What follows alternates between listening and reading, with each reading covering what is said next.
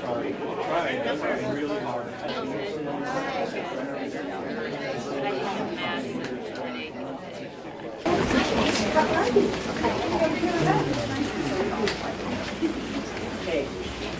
Well, good afternoon, everyone. Thank you all for coming down. I said good afternoon. Thank you all for coming down today for this very, I think, very important occasion. On behalf of General Baldwin, I almost forgot his name.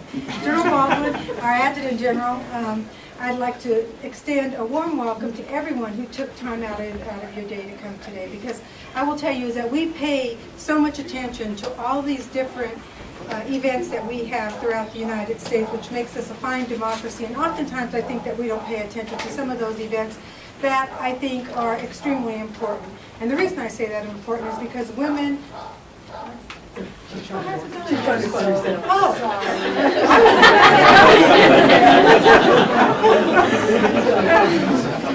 Because women often have been, the backbone, I think, of the U.S., given that we're mothers, we're sisters, we're wives, we're daughters, and we've been in the history of the U.S., if you will, since the Revolutionary War, Civil War, where women disguised themselves to actually serve.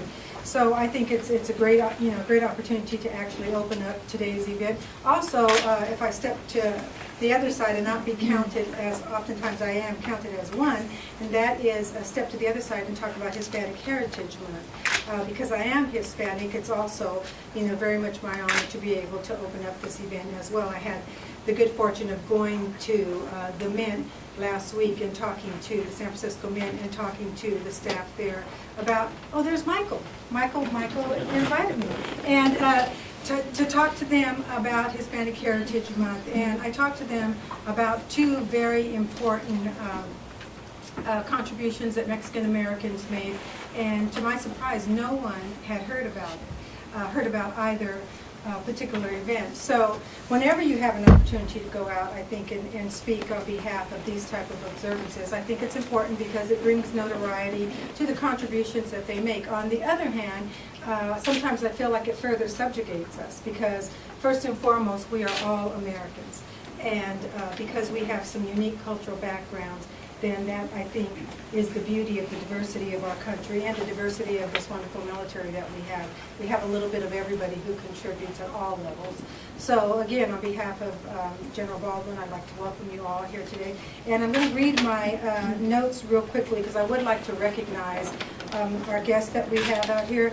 And the first one is someone who I know very well and I think very highly of and is a friend of mine, and that's the Honorable Cynthia Gomez. And she is the travel advisor to our governor, but she also served as a judge. And she has done so much wonderful work, and I've had the opportunity to actually travel with Cynthia to an Indian reservation where we talked about some of the assets that California Garden has and then some of those things that she's working on to see if we can increase the notoriety of those skills that we have to offer and work really well with her team. So welcome, Ms. Cynthia Gomez. Also, the Deputy Secretary, Mirtha Villarreal Younger, is here. And Mirtha is I think most of you guys know her. She retired here from the military department of California National Guard, and she remains in the SMR. And she's very special to me because I'm her child's godmother. They don't like it when I take her because I give her candy and let her eat McDonald's and all that kind of stuff. But Mirtha is someone who I'm extremely proud of because I've known her for a very long time, and I've watched her pretty much since she's about a lieutenant on up. We've known each other, and she has really developed into a full-fledged professional who's contributing now as an appointee of the governor. So I'm very proud of her. Also, Deputy Secretary Lindsay Lynn is here, or Lindsay Sin is here also. She is the Deputy Secretary for Women at the CDVA, and Lindsay and I have also, I think, become friends, and she's probably had her most proudest accomplishment just recently when she had her little baby boy. But Lindsay is a member of the CDVA staff and is also an appointee of the governor. Assistant Director Karen Wong, is she here? Okay, she is. How about Miss Faith Whitmore? Is she here? Oh, yeah, the barking phone. He is the district director from the office of Congressman Ami Vera. These lights are very, very bright. I'm starting to sweat. That normally doesn't happen. Anyway, so thank you very much and good luck in the election. Also, Mr. Matthew Sacato, am I saying that right? Yes, ma'am. Okay. I was looking at you. He is here as a field representative also from Ami Vera's office. So thank you very much for coming in again. Good luck with the election. Mr. John Spangler, I don't see him, but I do know John. He's outside. Okay, so we'll welcome him later. Mr. Monaco Castro? Monaco Castro. Oh, good. So I'm saying your name wrong. You said your last name right. That was my mom's last name, actually. He's assistant to the Assembly Office of Assemblyman Brian Daly. Okay, thank you very much for being here. And then Julicia Delgado, is that you? Okay, she's a field representative from Assemblyman Roger. So thank you all very much for being here. And I think we also have Miss Nancy Compton. In fact, I know she's here because I talked to her. I was like, I don't know if I was seeing things. But she is the co-president of the League of Women Voters for Sacramento. So again, on behalf of General Baldwin, thank you all. And I believe that there's going to be a MC here that's going to take us to our next step. Is that correct? That is correct. Okay, good. Thank you. Hello, welcome. I'm Senior Master Sergeant Sains. I am the Personnel Superintendent for Air Division, and I will be your MC for today. At this time, I would like to introduce our first guest speaker, Miss Nancy Compton, Co-President League of Women's Voters of Sacramento.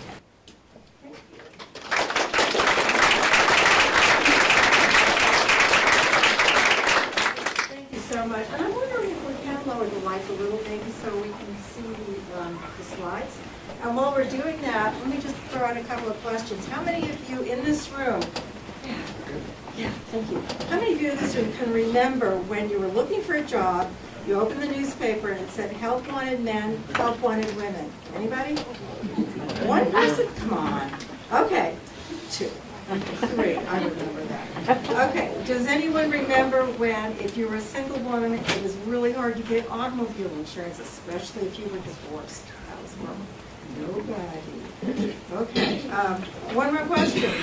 Anybody remember the time when, to work for certain companies, if you were a married woman, you had to get permission from your husband, written permission? Anybody? Okay, somebody remembers that. And I do too. It sounds crazy. It sounds crazy, but that's what happened. So we're going to talk today about women's equality, and in doing so, sometimes it's hard to know just how far back to go, but I will just briefly tell you, the first settlers of Manhattan, what is now Manhattan, were Dutch. They were Dutch settlers. And they settled in, and everything was pretty equal. Women kept their own name when they got married, and women ran businesses and so forth. A few years later, after they got all set up, here came the British. Well, the British were more paternalistic. They didn't like the way that the Dutch were handling things in terms of male-female relationships. And there were other things, of course, that they didn't get along with. So you know what they did? They built a wall. You guys stay over there, and we're going to stay over here. And that's the way it's going to be. And today, that wall is a street in Manhattan called Wall Street. So that's your little tidbit of history. So, okay, let's see what happened. Oh, what?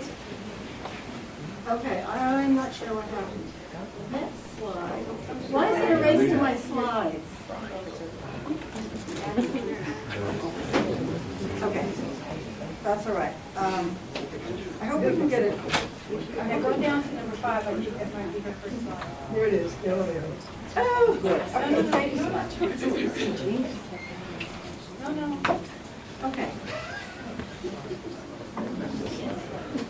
Okay, so what we're going to do.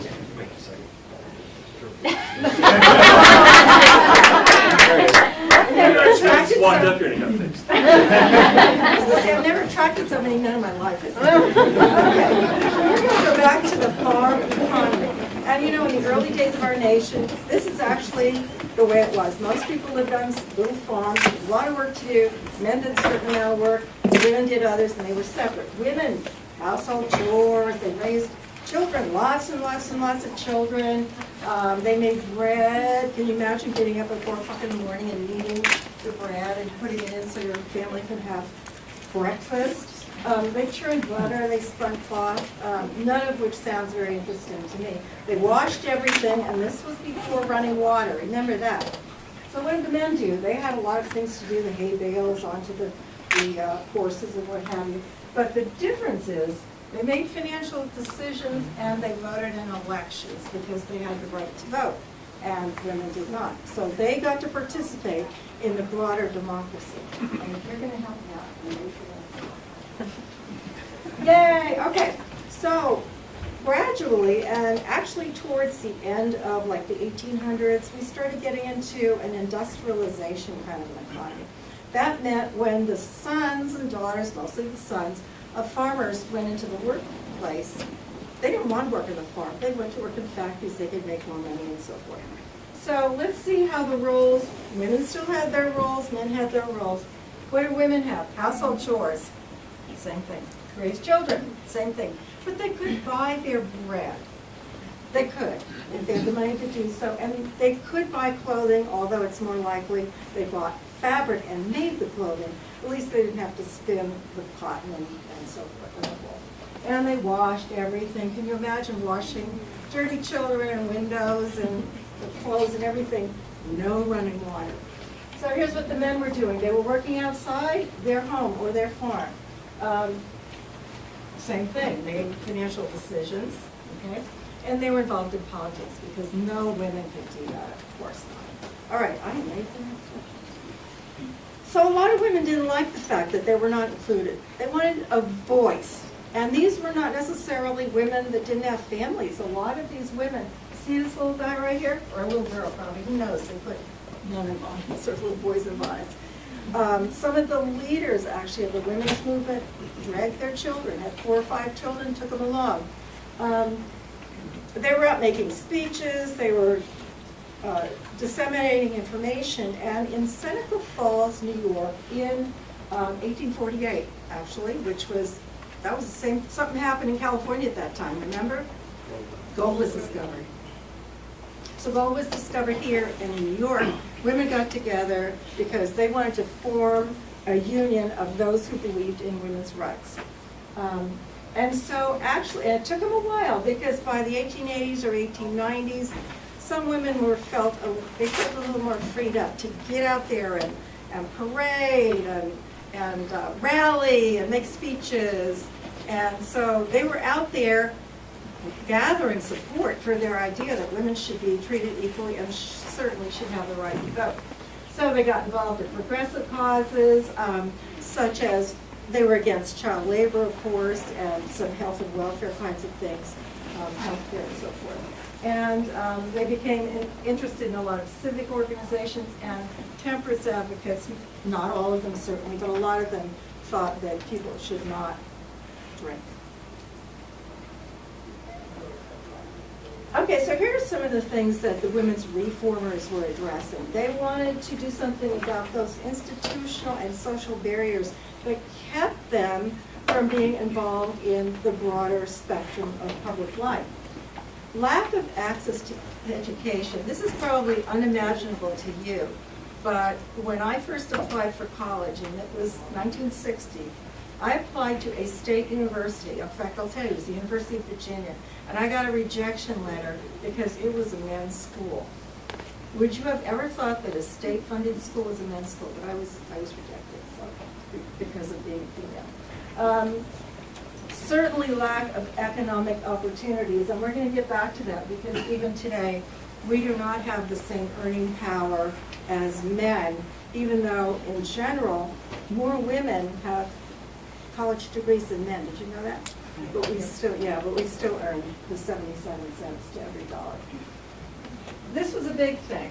Okay, we did not have a voice in politics, and it was believed by these women, if we have a democracy, then everybody has to participate in democracy.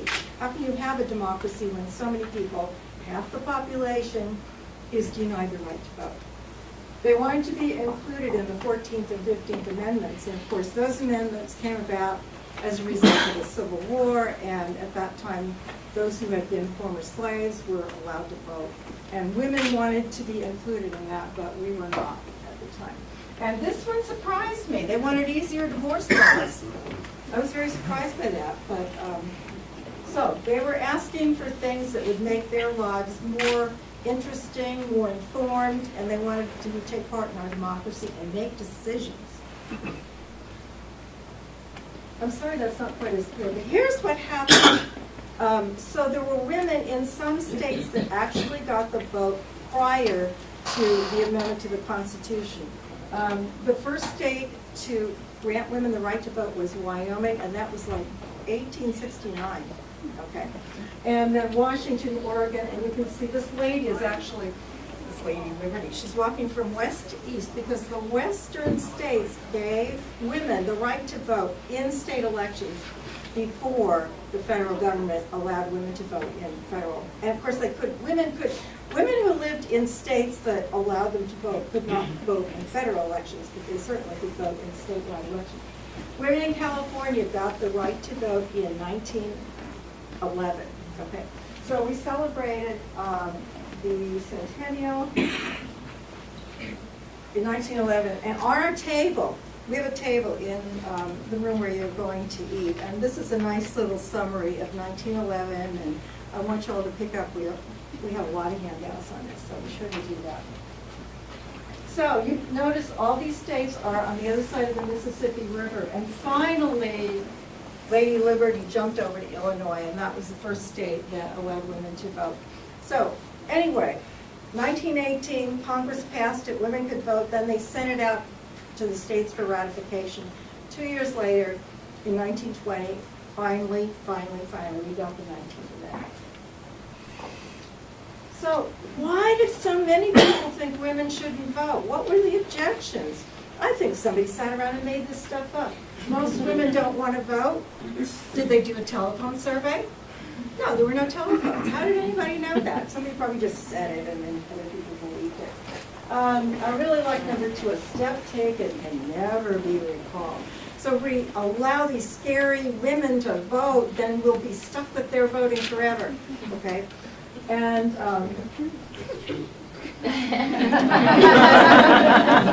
whoever said that on the trail side. Now, we have too many voters already. I guess those are the days we had to do it all by hand, but how can you say we have too many voters already? We need to include everybody. How do you like number 4? Only bad and ignorant women would vote. That's another one somebody made up one day when they were, having a bad day, out plowing with the oxen or something. There's no precedent. Well, of course not. That's what we were walking and speaking and parading about. No, there wasn't a precedent. We wanted to set that precedent. Okay, it would just diminish respect for women. I mean, these are things that make no sense to us today, but apparently, way back when, it made sense to somebody. If women vote, then they must fight, and as you know, it took a lot longer for women to have the ability to be involved today as you are in the military. How do you like number 8? Women would vote for the most handsome man. My grandmother, I remember my grandmother talking about that. You know what's crazy about that? Have you ever seen the candidates who ran for president and the actual presidents in those early days of the 20th century with all those, I mean, none of them were handsome. And this also, there's a big assumption here, and the assumption is there won't be any female candidates. That's an assumption of that statement. We still do not have a women president. Maybe we're going to change that, who knows? Okay. Here's what they were really worried about. If women get the vote, men aren't going to have any fun. No saloons and no brothels. Okay. It took us 72 years to get 2 sentences. 2 sentences, and here they are. 19th Amendment, the right of citizens of the United States to vote shall not be denied or abridged by the U.S. or by any state on account of sex. And then Congress would have the power to enforce it. So 72 years, 2 sentences, but we did it finally. Okay. Oh, all right. This is something I didn't know until I did a little research the other day. The women that gathered at Seneca Falls, New York, formed a group, but there were groups forming all over the United States, and finally all these groups came under one umbrella, and they called it the National American Women's Suffrage Association. And I learned just the other day when I was doing some research, that actually is the background of the League of Women Voters. So women that were in that association became the early founders of the League of Women Voters. So that's kind of fun. Okay, next slide.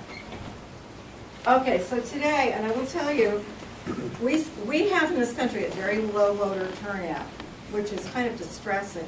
We have the lowest voter turnout of any democracy in the entire world, and yet we invented democracy. So the League of Women Voters is really interested in making sure everybody registers to vote, and then once registered, they can vote. Okay, and did you know in the last presidential election, 8 million more women than men voted? 8 million of us. Okay, but there was still a lot of women that stayed home. A lot of men that stayed home too. We want to make sure we change that. Today, women make up almost 50% of the workforce, and yet when I was coming up, there were only certain prescribed professions women could go into. Anybody know what they were? Teacher, secretary, nurse. You got them. Okay, that was it. You know, I went, and so I became a teacher. I didn't see any other options. Well, blood makes me sick, so I couldn't be a nurse. But I became a teacher. It never occurred to me that I could ever be a school principal because men were the principals, women were the teachers. That's just the way it was. And so it was exciting for me to finally become a school principal, and I did work as a school principal, and that was kind of fun. So, and today, women are more likely to have a college degree, and even then, we only earn 77 cents for every dollar that a man earns. And we're 51% of the population, but look at this. We're really lagging in terms of getting women elected, getting women interested in being in politics, and then getting elected so that they can participate at that level. Okay, so I'm going to tell you a little bit about the League of Women Voters, but even before I do that, I have to tell you a little quick story. And we go back to the early days of World War I, when the United States got into World War I, which was 1917, actually. I had this lady called Great Aunt Nan, and Great Aunt Nan she had 10 children, and she never wanted her children to ever ask her a question that she didn't know the answer to. So when her children asked her a question, she'd run over to the library, look it up, and then she'd go home and she knew the answer to the question. Well, when the schoolmaster of this little town that she lived in was drafted during World War II, or World War I, a lot of them just signed up. They didn't wait to be drafted. They didn't have a teacher in this little town. What are we going to do? We don't have a teacher.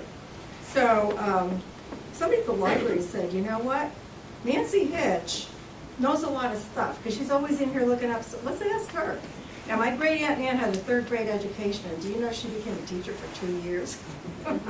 Because she had run into the library and looked all kinds of stuff up. Well, anyway, when the war was over, back came the schoolmaster. He got his job back. But by that time, a lot of her children had grown up, and she had gotten a taste of civic participation, and she liked it. And I learned when my mother passed away, my sister and I were going through all kinds of stuff. We found a 3-page spread of the founding of the League of Women Voters in Gibson County, Indiana, and the founder was my great aunt Nan. So I have a really cool connection, with the League. So when I retired, I thought, this is just something I have to do. Okay, so what is the League? We are a nonpartisan organization. We do not support or oppose candidates. But what we do is we study ballot measures. We study issues. And we have a very intense study process. We have a consensus process. So once we develop a position, you can trust that we've done our homework. And I would encourage all of you to go to the League of Women Voters website. You can see our position on some of the ballot measures. We also have some information on our table in there. We have something, in fact, if you go to the website and you click Easy Voter Guide, how many of you you've already gotten your ballot, that book that comes out, and it's like 85 pages. Okay, anybody read it all? Let me see your hand. Oh, I'm so, you just got it. Oh, you did? Okay, well, that's your bedtime reading for the next 3 weeks. Or what you can do is go to the League of Women Voters website and click on Easy Voter. And what we've done is summarize all the major points. Okay, so that'll be really helpful to you. And we do have copies of that in the other room. Certainly, we encourage active and informed participation in our democracy, and we do that by doing outreach, kind of like what we're doing today, interacting with people and helping people to register to vote. We believe in diversity. We believe in respect for everybody, men or women. And by the way, we may be the League of Women Voters, but we have men members. In fact, 2 of them are on our board, so we are equal opportunity league. And we believe in the power of collective decision-making, and that's what our democracy is all about. So ask us about joining. Now, let me have my last slide, please. Okay. I want to see the hands of everybody who needs to register to vote. Or you can just do this if you don't want to. But I will tell you, if you've moved since the last election, if you've changed your name since the last election, you will need to re-register, and we have forms for you in the other room where our table is, okay? And I love this. This is a bumper sticker, and look what it says. Democracy is not a spectator sport, okay? Democracy demands that all of us participate, every single one of us, and never say my vote doesn't count, because your vote does count. When women in California finally got the vote, we got it because in all those different counties, sometimes it was a 1-vote margin. Okay, so remember that. Everybody's vote counts, and please be an informed voter. So with that, I want to thank you. It's been an honor to be here today. We're so thrilled that we were able to participate. We will be at our table later on, and so thank you for inviting us, and I'll look at the polls on November 4th.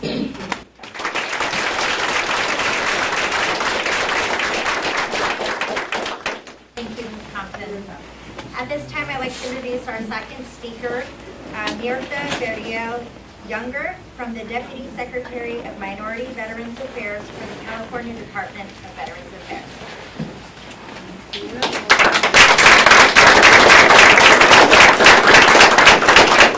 Good afternoon, everybody. It's always nice to be here. So, I want to talk about Hispanic Heritage Month. And we know that it's from September 15th through October 15th. And we recognize at that time the contributions made by Latinos or Hispanics to this nation. The roots of Hispanic heritage observation goes back to 1968, and it coincides with independence of several Latin American countries, to include Costa Rica, El Salvador, Guatemala, Nicaragua, Mexico, Chile, Belize. So it really coincides with an important time for the Latin American community. Latinos have a long and distinguished history of service to our nation. And just this last March, just this last March, President Obama awarded 23 Medal of Honor awards, and 5 of those went to 5 Californians, all of them being Latinos. Okay, so we currently have 16 Latino Medal of Honor recipients. So the contributions are many, and the evidence is very broad and visible, to the point that we see that salsa is the #1 condiment in the United States, as opposed to ketchup. So we've made it the big time, right? So I wanted to really talk to you today. You know, I came out, I'm very honored to be here, and I really feel like the military is probably the most diverse and integrated organization in the world. And so we are a family. And when we talk about moving forward and gaining opportunity, we really talk about we as, you know, brothers and sisters in arms. So because they didn't give me a very good guidance on what to speak about, I'm going to talk about CalVet, right?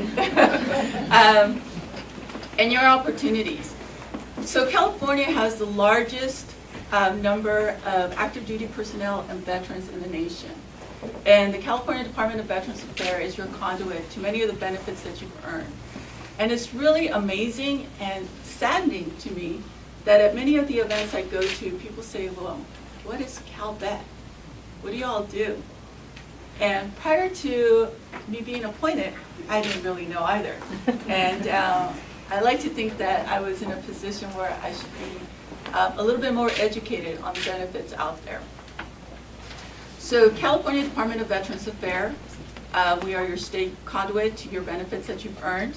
And I want to encourage everybody to log on. We've really gone through a revamping of our system. Most of the people at CalVet are new. Lindsay is our Secretary for Women Veterans, and she's done a phenomenal job of bringing awareness to women issues in the military, both on active duty and in the veteran community. So we really brought in a new perspective, but Keith Boylan has worked very diligently to kind of change the culture and make benefits more accessible. And with that, he's developed a website. Well, CalVet has developed a website. It's called My CalVet, and you can log on and place your pertinent information, when you served, if you're a disabled vet, where you're from, and what your interests are. What are you looking for? You're looking for a job. You're looking for housing opportunities. You're looking for, entrepreneur ideas.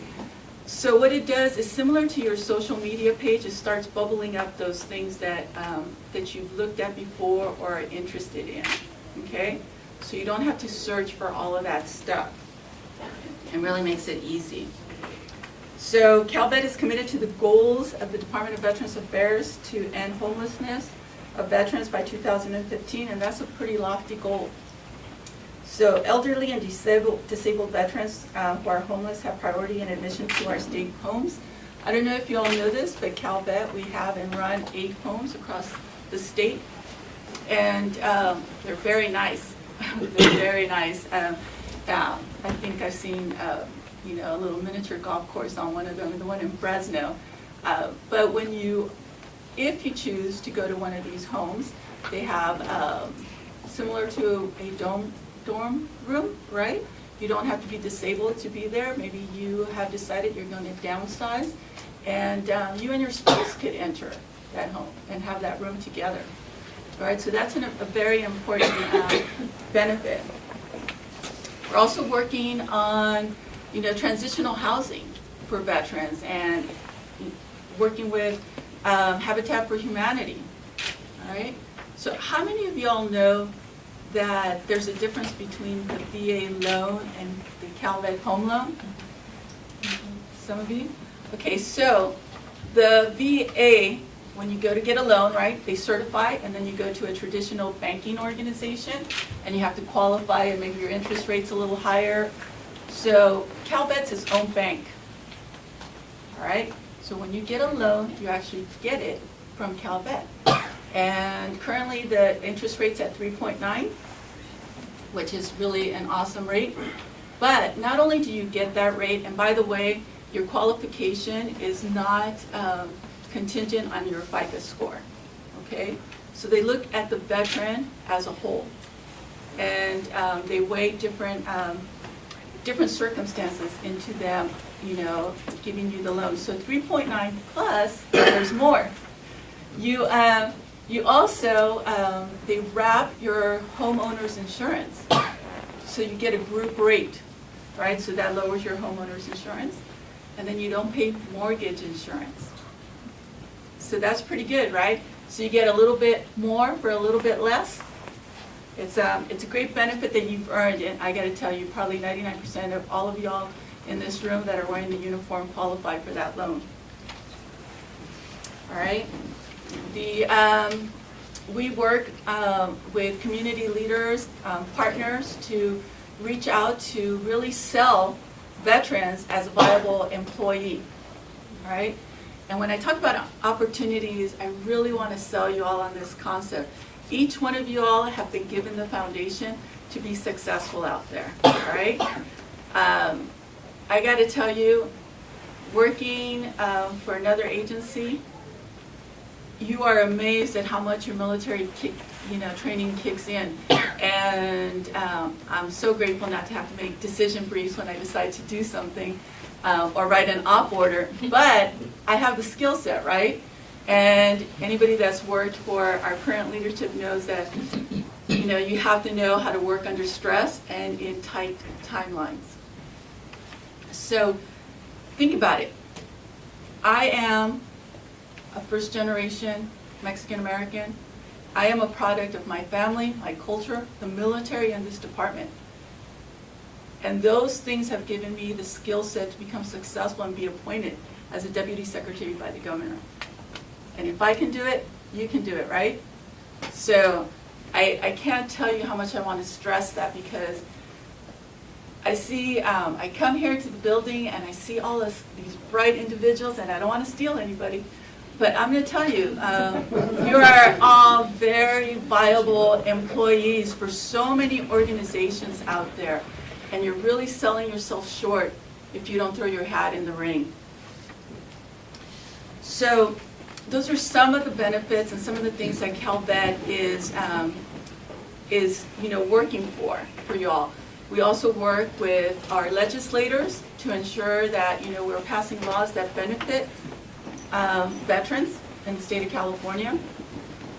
And we work with community organizations, nonprofit, because many times it's not the government agencies, but the nonprofits and the civic groups that are really in the position to help the veterans out there in the community. All right. So I know that after my speech, I think we all get to eat, right? And I missed lunch. So I knew I was going to make this short. So I want to really encourage you, because CalVet works very diligently to ensure that we understand what the needs are of the veterans.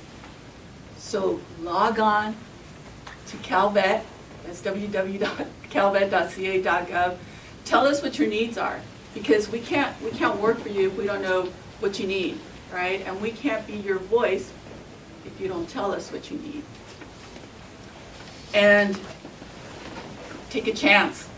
Go out there and work, and really think about that skill set that you have to move on to a different position and take advantage of these things. For some of you all that want to see, hey, how does my job translate into a civilian job? Go to military.com, you put in your MOS or AFI, and it'll spit out. And not only will it spit out what your primary job duties are in the civilian world, but it'll shoot out, like I put in there logistic officer, and 2,000 positions popped out. That's pretty good, right? So think about it. I'm not trying to make them leave, sir. I'm just trying to show there's other stuff.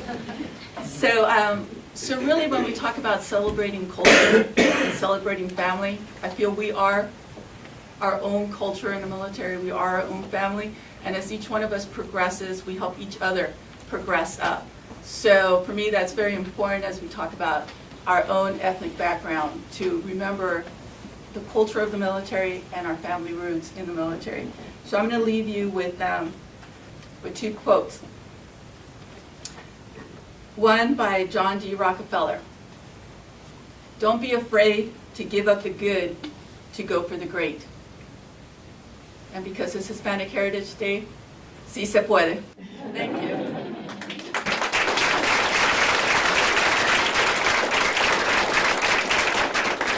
Thank you. Before we let you go, we have one more speaker here. I'm going to announce Mr. Monaco Castro, representing the Assembly Member Brian Daly, would like to present a certificate of recognition.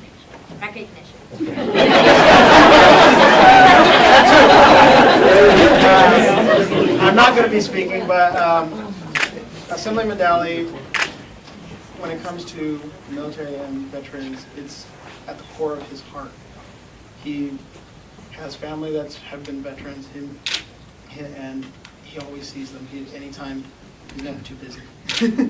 He says, bring him back here. So He wanted me to present this certificate commending the California Military Department and the General Golden for this event, and for just recognizing the efforts of women and Hispanics, just not only for a day of appreciation, but also for him. It doesn't matter. It doesn't matter who you are, where you are. If you've sacrificed so much, and he wanted just to say thank you. He couldn't be here today, but because it's all way up, way far up in the North State. But he sent me here. He said, just drop whatever you're doing here. So thank you.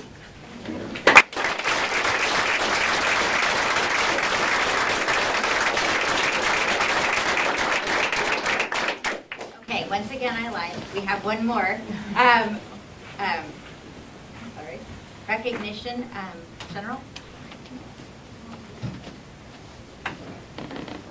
You know what, though, before I get to close the event, again, on behalf of our Adjutant General, but before I do that, I have to tell you, we came here for what? For to recognize women's equality and to recognize Hispanic heritage. I'd like to add a third, and that is to recognize Calvet. I want to make this the official day of recognizing Calvet, because Bea was selling her agency. So, but I appreciate the fact that she's put out all that information. So I think with that, Calvet is effective September 30th. That's national recognition, or at least California Guard's recognition of Calvet. And so, thank you, Ms. Compton. Can you come up, please?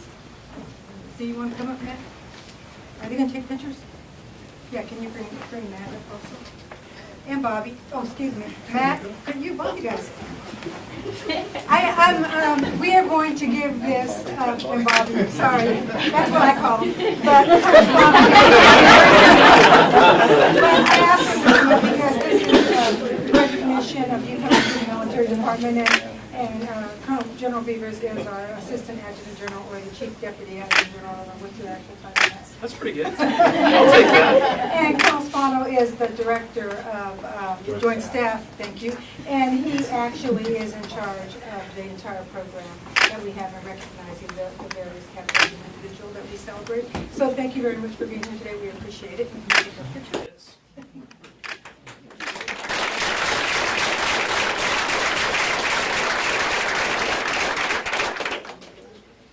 Very much. Thank you. Okay, we also have, thank you again, we also have a certificate of appreciation for Deputy Secretary Mirtha Villarreal Younger. We'd also like Poacher of military department.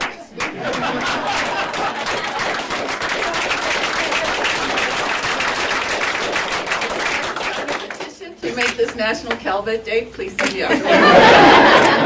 Right next to the employment information. Good job. That's really good. Okay. So, and again, before we close, I do have one alibi, and that is that when I opened it, I talked a little bit about, you know, how people basically saw women and Hispanics, and the fact that we recognize everyone for their contributions. But I want to apologize to Miss Lindsay right here, because I recognize and said that her greatest accomplishment is her son. And it's not that is definitely her greatest personal accomplishment, but I will tell you also I've had the opportunity to work with her. And just, I think within a month or so ago, she put on a phenomenal women's conference. And she is the professional that she is. So it's much more than being a mother. She is also a professional contributor. So thank you guys all very much.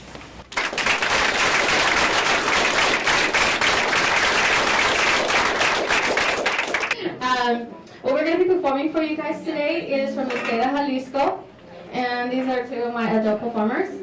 So you might see this one do a little something on the end, so you can just not. He'll start dancing, and just pay attention to that.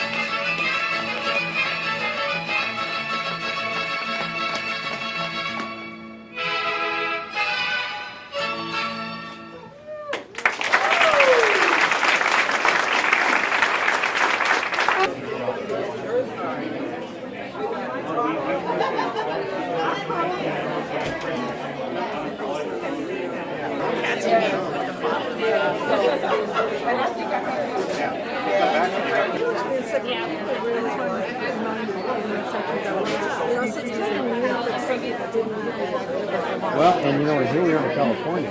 You know, I lived in other parts of it. Yeah. Did you get that position that you were talking about a while back?